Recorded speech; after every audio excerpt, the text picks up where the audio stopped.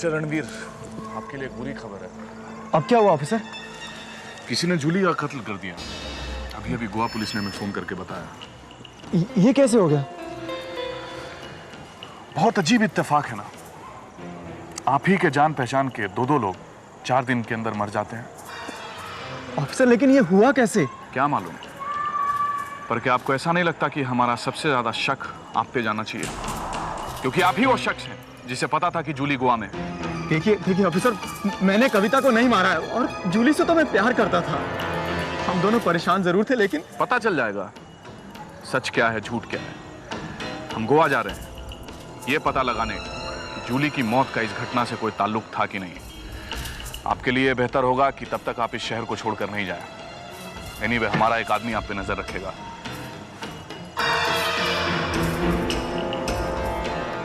विजय, रामू काका के पीछे एक आदमी लगा दो। मुझे लगता है ये जरूर कोई गलती करेगा। Let's go.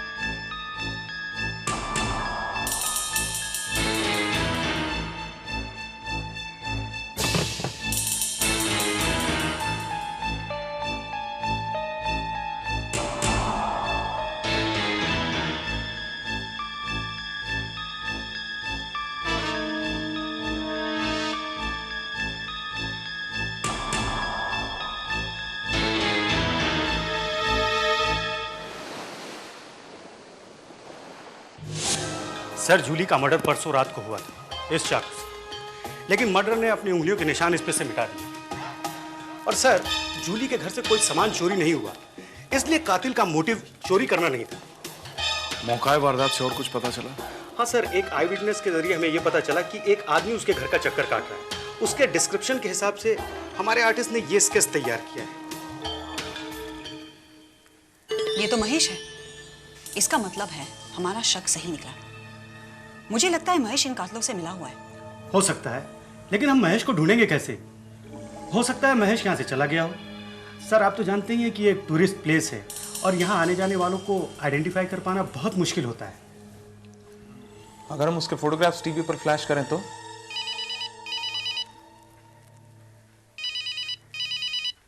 बॉम्बे से लगता है। हेलो। हाँ हाँ हाँ, okay okay, thanks a lot. 235116 इस नंबर पे डायल कीजिए। महेश आपको मिल जाएगा। Are you sure? सर, ये नंबर कहाँ से मिला आपको? आज रामू काका ने इस नंबर पे डायल किया। आई एम श्योर ये महेश का नंबर है। रामू काका? मतलब वो भी मिला हुआ है? Okay, thank you. सर, ये पैराडाइज होम का नंबर है। Very good, let's go.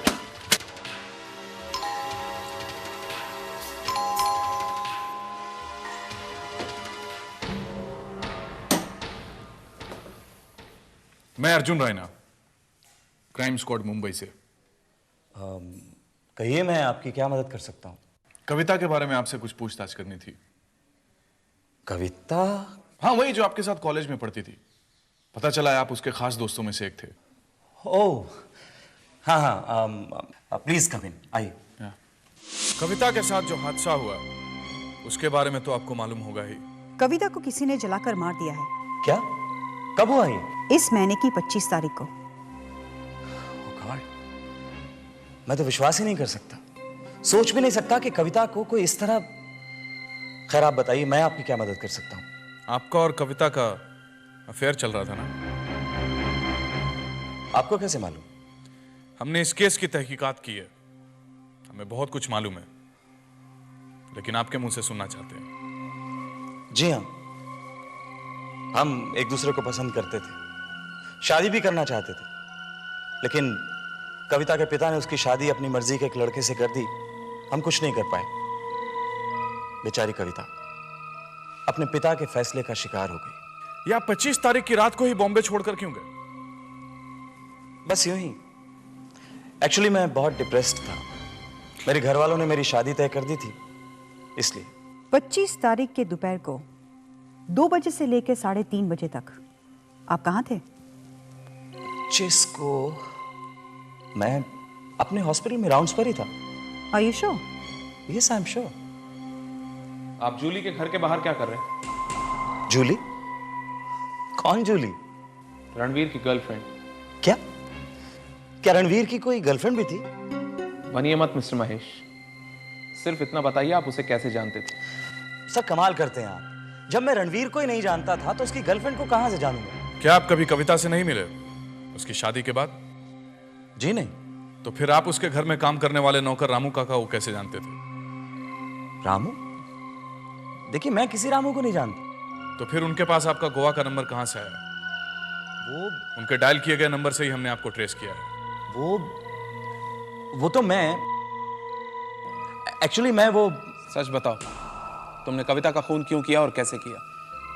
देखिए सर, मैंने कविता का खून नहीं किया। मैं तो फिर रामू काका के पास तुम्हारा नंबर कैसे आया? दरअसल उस दिन 25 तारीख को मैं कविता के ससुराल गया था ऑफिस के बाद, और वहां रामू ने मुझे बताया कि कविता का खून हो गया है। जी हाँ, मैंने उसको ये नंबर दिया था ताकि वो बाद में मुझे ये बता सके कि उसके घर वालों को सजा मिली कि नहीं। फिर झूठ बोल रहे हैं आप। रामू काका किसी अजनबी से नंबर क्यों लेते हैं? आपने तो कहा कि आप उन्हें जानते ही नहीं, जबकि आप उन्हें जानते हैं। आप कविता से मिलते थे। हाँ, मैं कविता से मिलता था और कविता अपना हर दुख मुझे बताती थी। उसने मुझे यह भी बताया था कि रणवीर उसे बहुत तंग करता है। उनकी शादीशुदा जिंदगी बिल्कुल भी सुखी नहीं थी। और रामू काका भी ये बात जानते थे कि हम मिलते थे, लेकिन रणवीर और जूली के बारे में मुझे कुछ नहीं मालूम। अच्छा, तो आप मुझसे यह बताने की कोशिश कर रहे हैं कि कविता ने आपको कभी यह नहीं बताया कि रणवीर और जूली का अफेयर चल रहा था? सर, अगर उसे यह बात मालूम होती तो वो रणवीर से डिवोर्स ले लेती। काश उसे ये सब पता होता। तो क्या होता? कम से कम उसकी ये हालत तो नहीं होती। वो आसानी से खुशी खुशी रणवीर से डिवोर्स ले लेती। आप जानते हैं, वो डिवोर्स के बारे में इसलिए नहीं सोच रही थी क्योंकि वो समझती थी कि उसके माँ बाप को चोट पहुंचेगी। काश उसे ये सब मालूम होता। मिस्टर महेश, आप जूली के कत्ल में प्राइम सस्पेक्ट हैं। देखिए सर, मैं जूली को जानता तक नहीं हूं। खैर मनाइए कि अभी आपके खिलाफ हमारे पास कोई सबूत नहीं है, क्योंकि हादसे के वक्त आप हॉस्पिटल में अपनी ड्यूटी कर रहे थे। लेकिन अभी हमारी पूछताछ रामू काका के साथ बाकी है। अगर इंट्रोगेशन में उन्होंने आपके खिलाफ कुछ भी कहा तो आपको कोई नहीं बचा सकता है।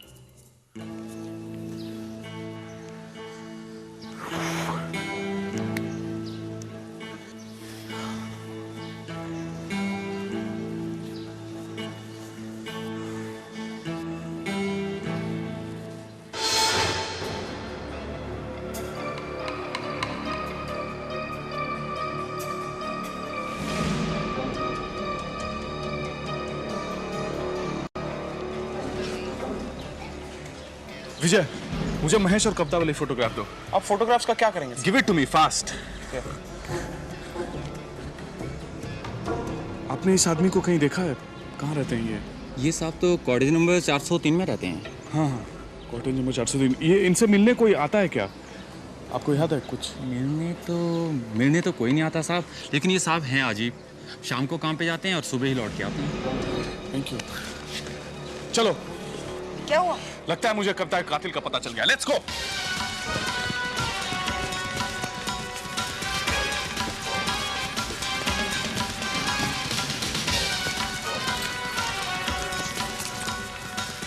मिस्टर महेश,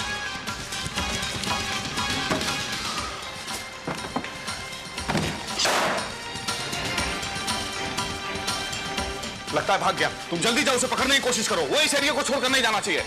तुम गोम्स को फोन लगाओ इमीडिएटली।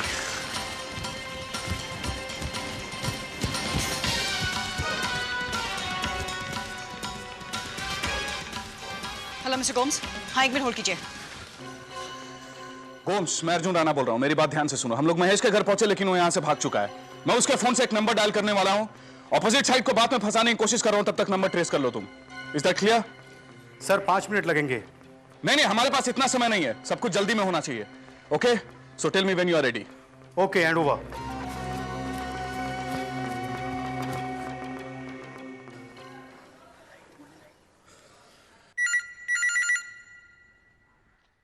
Hello hello Mahesh.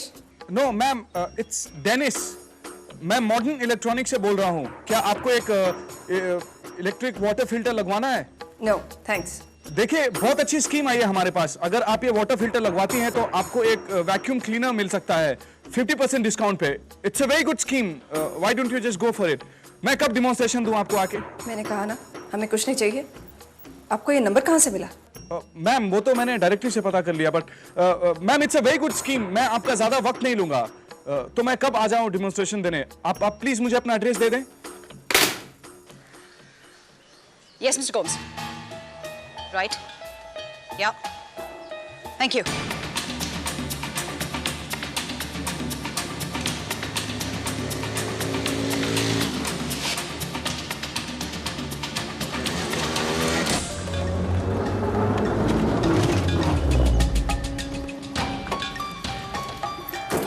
क्या हुआ? एड्रेस मिल गया, लेकिन यहाँ रहता कौन है? अभी पता चल जाएगा। चलिए, कम ऑन गाइस, फास्ट।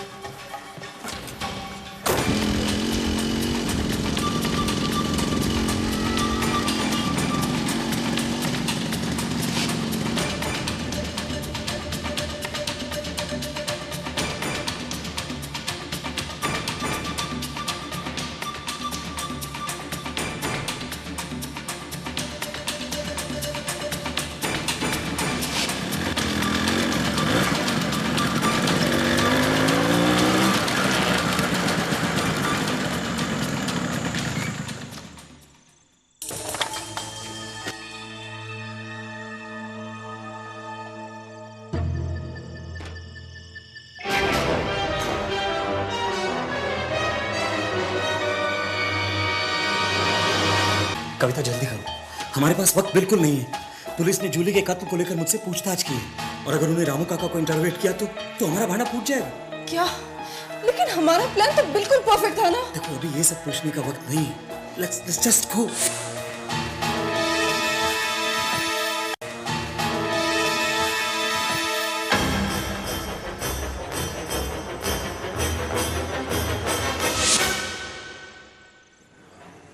हाँ विजय, ये दोनों कन्फेशन के लिए तैयार है।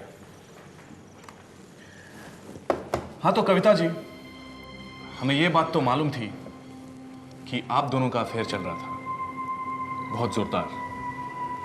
आप दोनों एक दूसरे के साथ शादी भी करना चाहते थे शायद, लेकिन आपके पिताजी ने आपकी शादी रणवीर के साथ कर दी। आप दोनों ने ये प्लान आपकी शादी के बाद बनाया था? नहीं, अगर रणवीर मुझे दहेज के नाम पर तंग नहीं करता तो शायद ये कदम मैं कभी नहीं उठाती। लेकिन रणवीर ने तो मेरा जीना मुश्किल कर दिया था, और अगर मैं अपने आप को बचाती नहीं तो शायद आज मैं जिंदा भी नहीं होती। तो अब अपने पति से तलाक क्यों नहीं ले लिया आपने? मुझे लगता था रणवीर मुझे कभी तलाक नहीं देगा, और अगर वो मुझे तलाक देगा भी तो मैं अपने घर वालों से क्या कहूंगी। इसलिए शादी के बाद भी मैं महेश से मिलती रही। जानती हो, मैं आज भी तुम्हें उतना ही प्यार करता हूँ जितना पहले करता था। महेश, मेरा प्यार भी तुम्हारे लिए कुछ कम नहीं हुआ। आज भी अगर मुझे मौका मिले ना तो मैं सब कुछ छोड़कर तुम्हारे पास चली आऊं। अच्छा, तो फिर रोका किसने है तुम्हें? मेरे ससुराल वाले, मेरा पति, मेरे माता पिता।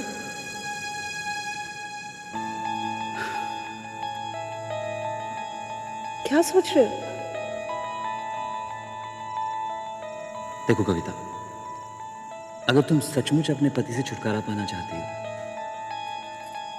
तो एक रास्ता है मेरे पास। प्लान के मुताबिक हमें एक ऐसी लड़की चाहिए थी जिसके गायब होने पर किसी को कोई शक ना हो और जो देखने में बिल्कुल कविता जैसी लगती हो। जल्दी ही हमें ऐसी लड़की मिल गई। वो एक नौकरानी थी जो कभी मेरे यहाँ काम किया करती थी। वो अक्सर कहा करती थी कि किसी को उसकी कोई फिक्र नहीं है, अगर वो मर भी जाए तो उसके पति को कोई फर्क नहीं पड़ेगा। मैंने उसे विश्वास में लिया और कविता के बारे में उसे झूठ कहा कि कविता एक सोशल वर्कर है और उस जैसी लाचार औरतों की मदद करती है, उसे उसकी सारी मुसीबतों से छुटकारा दिला देगी। और मैंने उसे 25 तारीख की दोपहर को अपने घर पर बुलाया और उससे ये कहा कि मैं उसे किसी से मिलवाने जा रही हूँ। उससे मिलकर तुम्हारी सारी तकलीफें दूर हो जाएंगी। आपकी बहुत बहुत मेहरबानी मेम साहब। तुम अपने पति को तो बता के नहीं आई हो ना कि तुम यहाँ आई हो? नहीं नहीं मेम साहब, मैंने किसी को नहीं बताया। अच्छा किया। लेकिन तुम इस साड़ी में वहाँ कैसे जा सकती हो? तुम एक काम करो, तुम मेरी साड़ी पहन लो। हाँ? ओ नहीं नहीं मेम साहब, मैं आपकी साड़ी कैसे पहन सकती हूँ, अच्छा नहीं लगता। देखो बहस नहीं करते, हमें देरी हो रही है ना, तुम फटाफट साड़ी पहनो। मैं किचन में हूँ, अभी आती हूँ।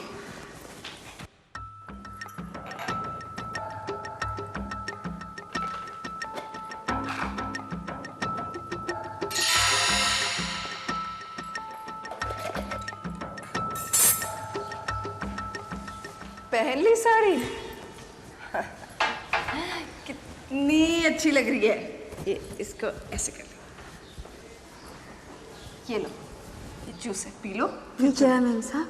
जूस पी लो, फिर चलते हैं ना, जल्दी करो। P low.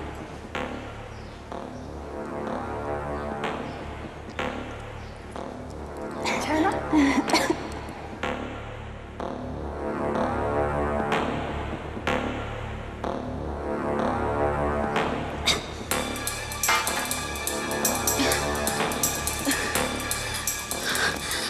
जूस पीते ही बाई बेहोश हो गई।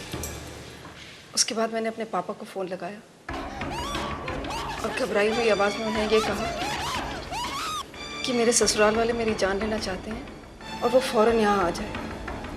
उसके बाद मैंने फ़ोन काट दिया। मैं दौड़ती हुई ऊपर गई और अपने कमरे में जाकर कुछ कैश और कुछ ज्वेलरी एक बैग में डाली। उसके बाद मैं नीचे आई।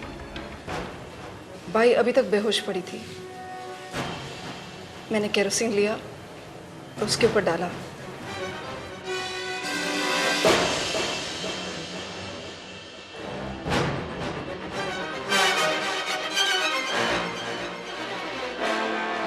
और उसके बाद माचिस से आग लगाई। लेकिन अचानक ही बाई होश में आ गई। मैंने किसी भी तरह दरवाज़ा बंद किया और वहाँ से भाग खड़ी हुई। मैंने टैक्सी को जितनी जल्दी हो सका शहर से बाहर छोड़कर खंडाला आ गई, जहाँ महेश मेरा इंतज़ार कर रहा था। ये लो भैया।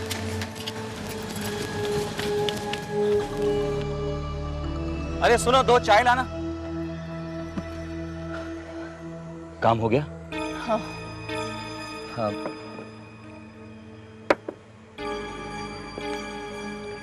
सुनो, हाँ। तुम्हें किसी ने देखा तो नहीं? नहीं, लेकिन जलने से पहले बाई होश में आ गई थी। बाप रे, मैंने किसी भी तरह उसे किचन में बंद किया और फौरन भाग गई। मैं कुछ कैश और जेवर भी लेके आई हूँ अपने साथ। That's good. I think let's go. चलो। चलो।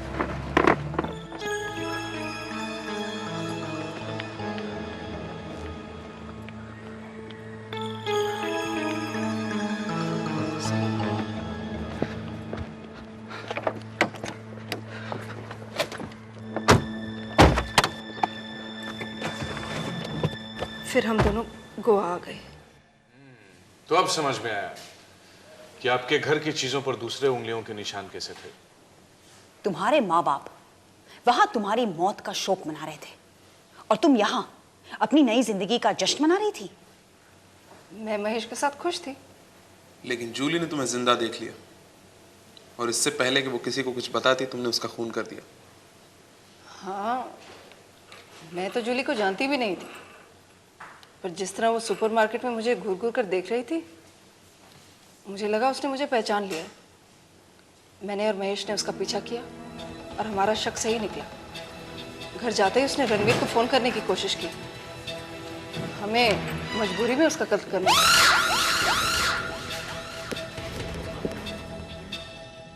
अब जब इतना कुछ बता ही दिया तो एक बात और बता दीजिए, क्या आपको पता था कि रणवीर और जूली के बीच अफेयर चल रहा था? वो दोनों शादी करने वाले थे और आपको अपने रास्ते से हटाने का प्लान भी बना लिया था उन्होंने। क्या? उसने मुझे मारने का प्लान बनाया था? अच्छा होता अगर बॉय की जगह मैंने उसका कत्ल कर दिया होता।